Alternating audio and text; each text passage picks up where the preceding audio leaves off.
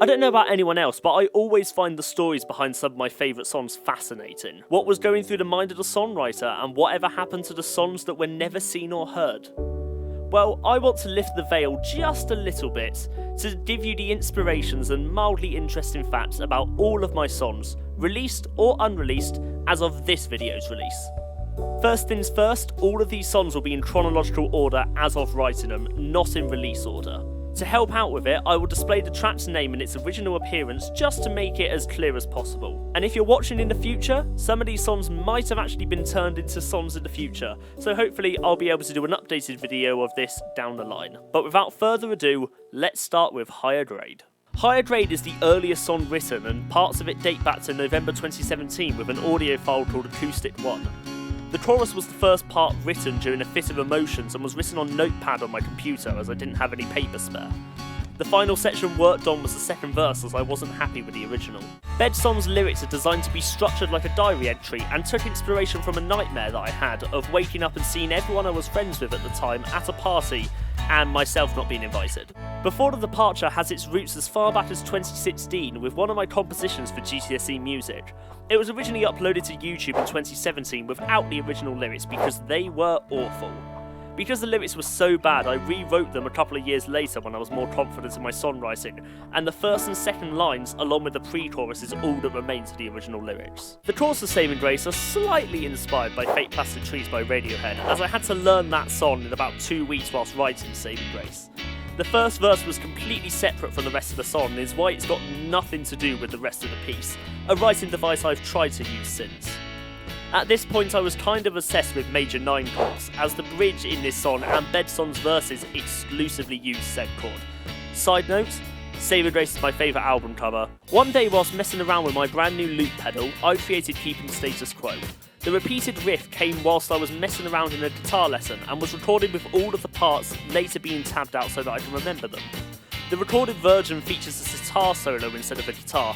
I was unhappy with the original loop guitar solo so scrapped it, but I do a live guitar solo. A website called Inspirobot was the springboard for We're All 2. The rest of the song's lyrics were written to reflect the transcended nature of the first line. This song was also the catalyst for writing the extra songs needed for Left and Right, and also lent its name to the album. Erased was the last song written for Thanks to Smoke and Mirrors, and was without lyrics for about 5 months. The song features a sample from one of my old gaming videos where Sam from Nollum pressed his microphone into his headphone. Here's the video clip. Hey, do you guys want to hear a new thing I can do with my headset? Every time I get angry, I'm just going to do that instead of screaming. After a bit of a creative doubt, Leave It Behind was created from messing around with chords and was written with the idea of being the first song on the album. As such, the song talks about the mind, mental health and disabilities like autism, echoing We're All 2 and Keeping the Status Quo. The first unreleased song on this list are close, was the last of 3 completely different songs written about a bus journey. It was partially inspired by Penny Lane by the Beatles with the use of a real-world street name. Time for Bids might sound familiar as a song name, as it was later used as a lyric in Ignore the Image. But Time for Bids was a song based on my other GCSE composition and was uploaded in an edited format as Hypothesis, the Vsauce song, to my channel in 2017. In late August of last year, Rob Stallon put out a contest to write and record a music video using one of his riffs. As I didn't have anything else to do, I wrote and recorded 2008 in the span of a day. It's currently the only music video on my channel, as it was a requirement for the contest. In keeping with the song's theme of the past, it was recorded on mini DV tapes and a handheld camcorder from 2002. Instead of Prodigal Son, I Remember was supposed to be the closing song for Left and Right, but it was apt for being too long for an ending song. It was notable for having modulations at the end of most of the verses and chorus. Not a Rom-Com was the final of 3 songs written in as many days, alongside 2008 and I Remember. 2008 therefore has the distinguishment of being the only of the 3 to be release-worthy. Probably shows that I shouldn't write a song each day because quality will suffer. Rainbows on the Water was lightning in a bottle, as the idea of the song occurred half an hour before it was written.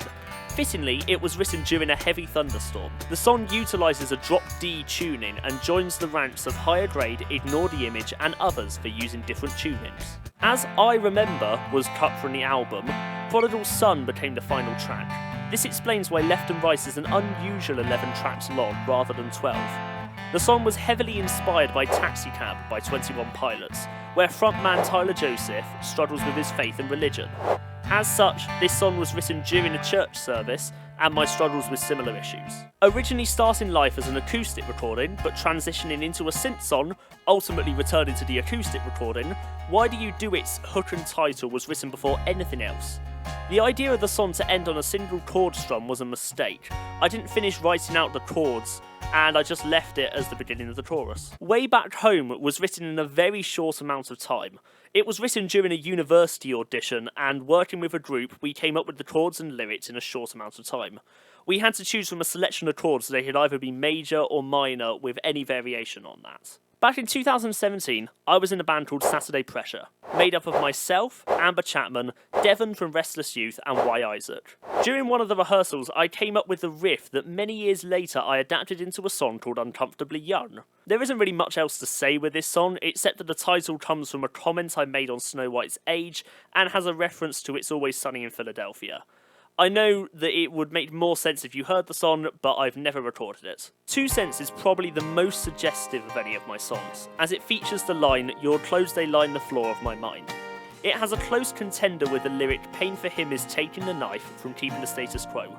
The song was the most rewritten from Effigy Memory and had about 7 or 8 different versions of the song. Futon in a Field was a very bizarre song that was about growing up in the countryside and being stuck, unable to do anything, something that I know a lot of people can relate to. The song's title was originally a band name that I had in 2017, but I never used it, so I tried turning it into a song. And finally, Ignore the Image was simultaneously the last song to be written but the first song to be recorded off Effigy Memory. I was so inspired by its instrumental backing that it changed the sound of the second EP from a synth-pop EP to more of an acoustic feel. And that's it. That's every song as of August 2020. Hopefully this will give you some more insight into some of the songs and will explain the method behind the madness that is my music.